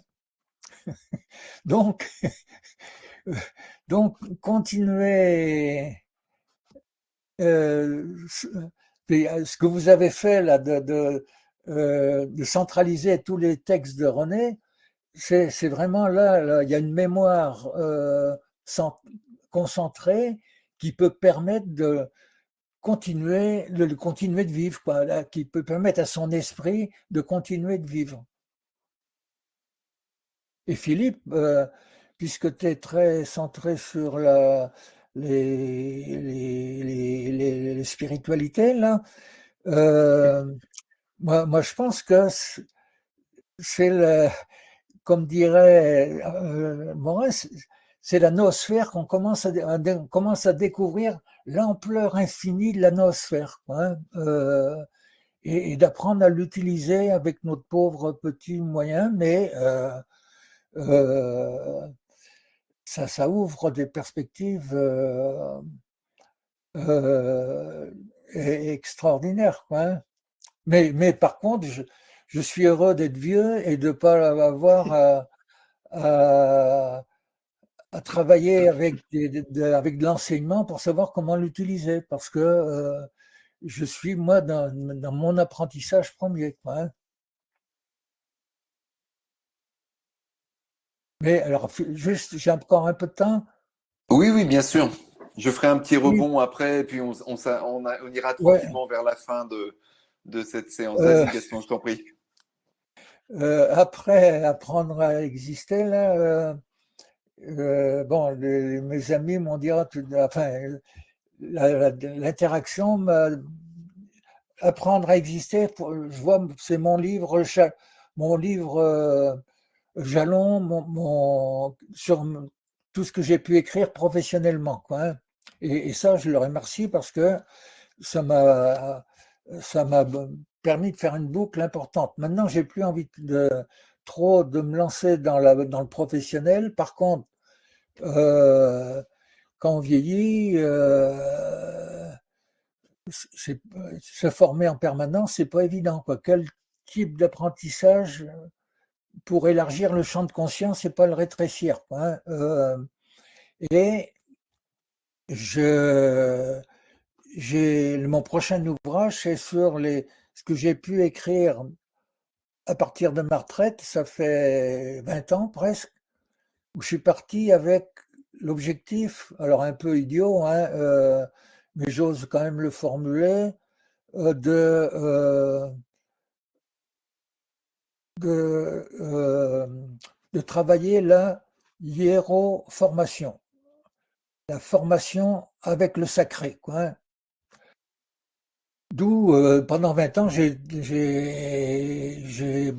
fait beaucoup de vélo, tourné, et ça m'a fait éclater le mot sacré entre le ça, le moi et le surmoi, là, le ça, revenir au ça pulsionnel, euh, préconscient quasiment, qui crée, quoi, hein. Le ça crée.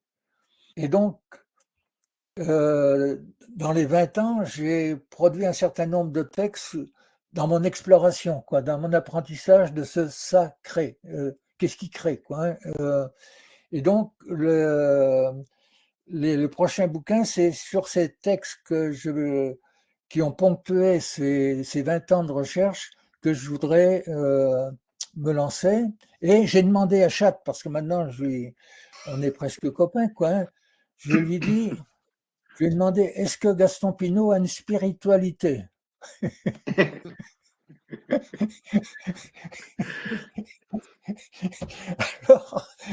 Alors, alors j'ai pas ça sous les yeux, mais je les ai quelque part. Alors il m'a dit oui, oui. Ouf, je respirais parce que c'est pas évident, hein. Oui, oui, oui. Alors il m'a sorti quelques affaires, mais avec renouant avec les relations avec l'environnement, avec les autres, avec soi-même. Et donc, il m'a dressé quand même un panorama, quoi, hein, que je, que, que j'oserais présenter, que j'aurais pas osé autrement, quoi, hein, parce que il aplatit les choses, quoi, hein, il formalise et il, il formalise, et donc il entre pas dans un raisonnement précis enfin, où il est en amont, quoi, hein, mais il n'entre pas dans le raisonnement pour y arriver et il ne donne pas de référence. Mais donc, ça lui permet de formaliser en langage courant nos petits balbutiements, quoi, hein. Alors voilà, voilà, mais je vous remercie de pouvoir m'écouter et me permettre de dire ça parce que c'est mes apprentissages, quoi, hein. Merci Gaston. Je fais juste une petite résonance, comme je le disais, puisque tu parles de Morin, ne peut pas parler de son pote Nicolescu, qui dans son manifeste de 96, donc le manifeste de la transdisciplinarité, qu'il écrit seul, qui est composé de chapitres thématiques, et il rédige un chapitre de quelques pages sur le développement de l'informatique. Donc 96, c'est effectivement le moment où elle va quitter la sphère des bureaux, des industries et de l'armée, évidemment, pour pénétrer le grand public. C'est le début vraiment du multimédia grand public, des premiers accès Internet par modem R meilleur des cas, etc. Et il dit, peut-être voyons-nous apparaître sous nos yeux la création d'un nouveau niveau de réalité. Hein, tu sais, dans sa théorie d'un empilement de niveaux de réalité, Ouais, de la ouais, matière ouais, et de la ouais, sphère ouais. humaine. Et effectivement, on a ici, donc tu parlais de la noosphère, chez Morin, qu'on trouve aussi chez Teilhard de Chardin. Bon, donc juste tout ça pour dire qu'on peut réfléchir, effectivement, avec plusieurs entrées sur ce monde de l'informatique jusqu'à l'intelligence artificielle qui nous a réunis ce soir. Et moi, je suis très, très impatient de voir ton sacré, hein, puisque en langue des oiseaux, on entend bien sûr le sacré. Et maintenant que nous savons tous que tu as une âme grâce à ChatGPT, eh ben, je suis curieux de savoir qu'est-ce qui va en résulter. Voilà pour mon petit rebond. Bon, je me permets de le prolonger pour mentionner l'importance de la transdisciplinarité, quoi, hein. Alors, avec Bassaram, avec sa cosmodernité, dans les derniers ouvrages, il sortait ça, la cosmodernité, euh, qui définissait à la fois comme l'infiniment petit, la liaison entre l'infiniment petit et l'infiniment grand par l'infiniment conscient, quoi, hein. Donc, et puis bon, Edgar, avec sa définition de la vie, non pas comme simplement une unité organique, mais comme un système de relations organisme-environnement, moi je pense que la transdisciplinarité nous permet, enfin pour moi, me permet de travailler dans ce chamboulement complet, quoi, hein, de nos disciplines, hein.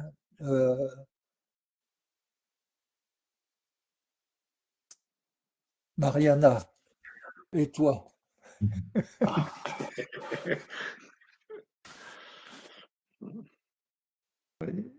Ah, on t'entend pas, Mariana. Il y a- Ton micro est encore coupé. Vous êtes à 1G de Poutine ou deux, là, tous les deux, dans Montréal. Mariana, alors c'est Mais comme Gaston, t'as coupé ton. Il doit y avoir un problème avec l'ergonomie des boutons parce que t'as coupé ta caméra. Ah, par contre, t'as ouvert ton micro. Je devrais t'entendre au moins. Et la caméra, j'essaye de la... Il me En dit tout cas, on démarrer le t'entend. partage. Oui, c'est ça. Voilà. C'est le partage caméra. Euh, Bravo. Tu es J'avais revenu, pensé, c'est bien. voilà. c'est tellement bon de te voir là. C'est tellement bon de te voir. J'ai envie de te serrer dans mes bras. On va faire un lancement à Québec, à Montréal, de mon prochain bouquin qui s'appelle L'Abattoir, qui est le travail de soins palliatifs. Et justement, en pensant à l'IA, ils ont créé un phoque qui parle, qui pose des questions aux États-Unis aux mourants en CHSLD américain, hein, donc EHPAD pour vous. Et le phoque pose des questions et fait la présence. Je me posais la question en vous écoutant de tous les robots qui s'en viennent, parce qu'on parle de oui, mais comment ça va se transformer? Et personnellement, je me dis, bon, je commence à vieillir, et si je suis toute seule, on me met un phoque en peluche qui commence à me parler, est-ce que ça va m'aider si je suis en souffrance et en douleur? Et je me dis, ça va me désespérer. Et je crois qu'il y a vraiment une problématique qui se pose. J'ai parlé avant que tu n'arrives d'un miroir fascinant mais piégeant. Miroir parce qu'il contient toutes nos productions, hein, donc c'est un miroir extraordinaire, une mémoire, mais en même temps, il ne sent pas, il ne souffre pas, il n'a pas d'émotion, il n'a pas d'énergie, il n'a pas de qualité et de défauts humains du bio et des os, de chair, de sang. Alors, moi, ça m'inquiète un peu, Gaston, surtout que je suis peintre et poète. Quand l'IA traduit de la poésie, ça donne rien, hein, il faut tout reprendre. Et pour la peinture, c'est inquiétant. Il y a un DALI, il y a un système qui s'appelle DALI, donc qui dessine très bien et on fait dessiner à l'IA. Et mon dernier livre, le graphiste, la personne qui a fait tout le design, a travaillé avec l'IA et ça m'a bluffé. Je me suis mis à pleurer. Les dessins étaient tellement forts et tellement évocateurs que comme a fait Florent en écoutant René, moi je me suis mis à pleurer. Et j'ai donc un bouquin illustré par l'IA. Et j'ai accepté le défi de ce jeune qui a réagi à mon texte, qui est un texte poétique, et qui a fait dessiner une machine au point que les dessins nous meuvent, quoi. Hein. Donc, je suis pas contre l'utilisation, mais je disais, il faut peut-être une pédagogie, un PAIDOS, pour, pour que ce miroir ne nous capture pas comme Narcisse a été capturé par son image. Voilà ce que j'ai dit en gros quand tu n'étais pas là. Il y a peut-être aussi quelque chose de... Parce que déjà qu'on s'achemine vers la fin, là, Florent, hein, parce que je vois Oui, l'horloge qui défile là, sur 4 absolument. minutes. Oui. Par rapport à l'objet que Marionna évoque, le phoque, oui, c'était un phoque, hein, c'est ça, Il s'appelle Oui, mécanique, Paro, pardon. Et il coûte 6 000 euros. coûte 6 000 euros. Bon. Bon. Ça, ça pose aussi la question, un peu des questions civilisationnelles aussi. Je ne sais pas si vous avez lu le roman de cet auteur japonais qui a eu un grand succès qui s'appelle Clara.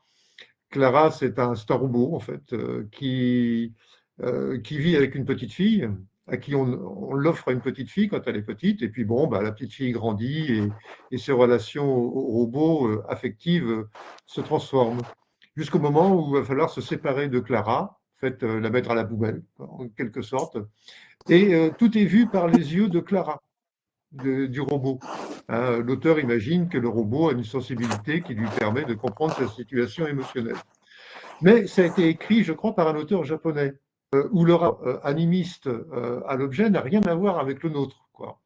Pour les Japonais, paraît-il, dans la culture japonaise, bon, c'est tout à fait naturel d'avoir des robots à la maison. Voilà, c'est pas gênant, c'est comme ça. Pareil, Voilà. il paraît même dans Ça les... fait vraiment partie. Oui, oui, Pardon? dans les hôtels. Dans les hôtels, Oui. ils arrivent, ils apportent le linge, tu vois plus quelqu'un, tu vois les robots en fait. Ouais. Oui, il y a une question de rapport à l'inanimé, en fait. Enfin, là, de l'animé, effectivement, au non biologique, qui est tout à fait singulier dans d'autres civilisations qui, nous échappent en grande partie. Quoique, on a aussi des relations fortes avec les animaux, mais c'est du biologique, l'animal aussi, bien entendu. Mais aussi avec des arbres. Et là, c'est pas tout à fait la même chose, hein. On commence vraiment à explorer, du point de vue de la recherche, la relation de l'humain à l'arbre, hein, ou à l'objet, l'objet naturel inanimé, le rocher, le sable, des choses comme ça. Donc, il n'est pas interdit de penser qu'à l'avenir, si l'IA continue son développement, on ne sait pas comment ça va se jouer, eh bien, il y a une espèce de nouvelle culture qui se développe par rapport à cela.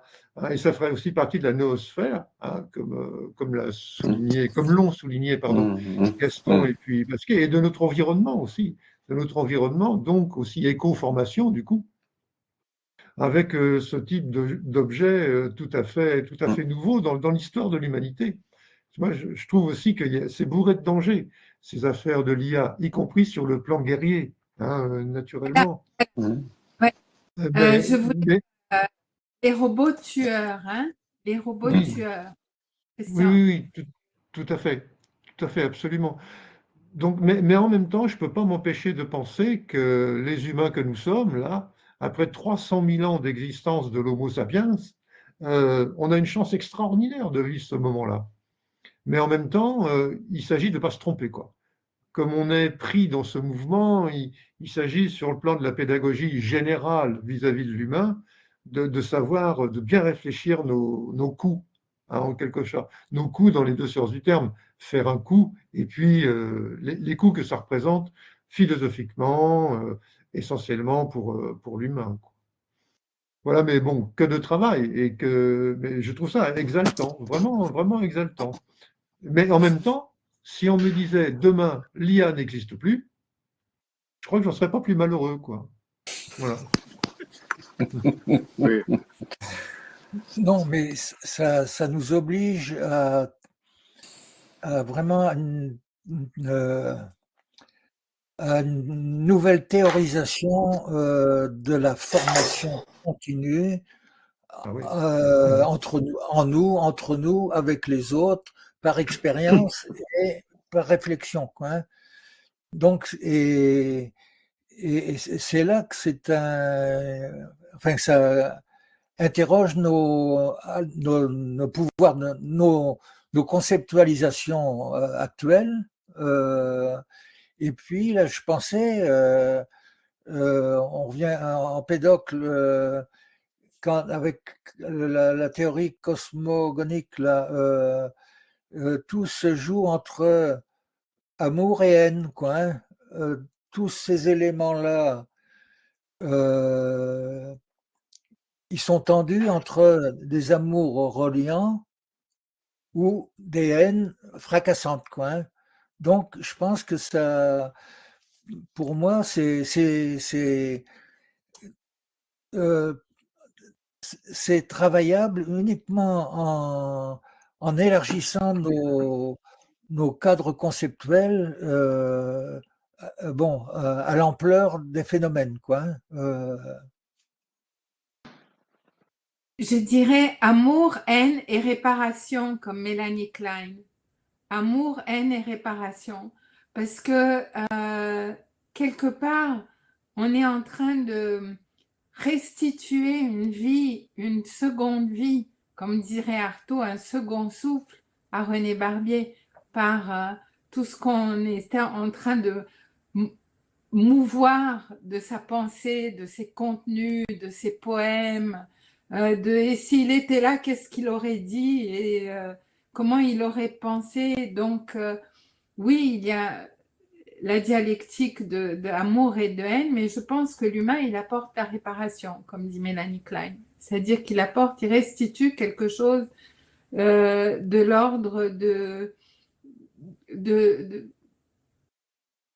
l'indicible, mais de la tendresse. Tu as dit, j'ai retrouvé dans le texte, Gaston, la même tendresse que René avait pour moi quand il a fait sa première recension. Ça ressuscite la vie de René quand on prolonge son esprit et sa pensée, quoi. Donc, il y a, moi, je pense que j'irai jusque-là. C'est à Salvador de Bahia l'année dernière avec Christine Delory que le concept de résurrection est arrivé, quoi. C'est-à-dire dans le sens au présent. La résurrection n'est pas forcément du passé, mais s'il y a eu un ressuscité, il doit continuer d'être suscitant, quoi. Il participe présent, quoi. Et je pense que ça prolonge la vie spirituelle de quelqu'un, quoi, de René, qui existe d'une autre façon maintenant que lorsqu'il était avec nous de ce côté-ci. Et ce qui vaut naturellement pour n'importe quel autre penseur, hein, des temps passés. Absolument. On peut ressusciter Descartes, si c'est souhaitable, je ne sais pas, mais on peut ressusciter Platon, tous ceux dont on possède des écrits, et maintenant des Exactement. images pour le XXe siècle. Et ça, avec les moyens, l'algorithmisation, là, il ressuscite de mieux que nous, on peut le faire, à mon avis. Ouais. Et c'est vrai que la Comment- prochaine étape, oui, bon, allez, un petit mot de la fin. Les étapes suivantes entre les hologrammes, les robots autonomes dans lesquels on va pouvoir faire tenir des IA pour les rendre autonomes non seulement fonctionnellement, mais également cognitivement dans une certaine mesure. Ce rapport à la nature hein, qui a été évoqué tout à l'heure, que ce soit la nature dite inerte, animale et jusqu'à la vie de l'esprit, là où partout elle peut se trouver, pourquoi pas dans un arbre également. Bon, je trouve que bon, ça nous amène un peu vers l'éducation environnementale. Nous avons là de belles pistes à investiguer pour le choix d'une prochaine thématique. En tout cas, j'ai trouvé cette séance totalement. Gaston, je te remercie mon nom et bien sûr ensuite de Christian d'avoir été parmi nous, malgré tous les avatars, pour reprendre un terme polysémique, qui ont pu animer depuis le tout début jusqu'à la quasi-fin cette séance, ma foi, bien mouvementée, et qui en cela, bah, écoute, reflète bien que la part de l'humain, elle est irréductible et on ne pourra pas s'en passer. Voilà, moi j'ai envie de terminer comme ça. Merci énormément. Christian, je te laisse clore cette fin d'année en attendant qu'on se retrouve en 2026. Non, je pourrais pas clore mieux que tu l'as fait. Donc, On en reste je ne le là. fais pas. Mais effectivement, là, j'ai l'impression qu'on a soulevé beaucoup de lièvres Oui. Là, qui mériteraient d'être poursuivis, quoi. Eh ben, on Ça, va c'est y sûr. réfléchir Alors, pour les attraper par la queue en 2026. Merci à tous et à très bientôt. Bonne soirée. Bonne Merci. soirée. bonne soirée. Merci Salut beaucoup. Gaston. Salut. Salut. À bientôt. Ciao. À une prochaine. Alors, L'épiphanie. je ne sais pas comment je sors. À bientôt. Hop, hop, hop.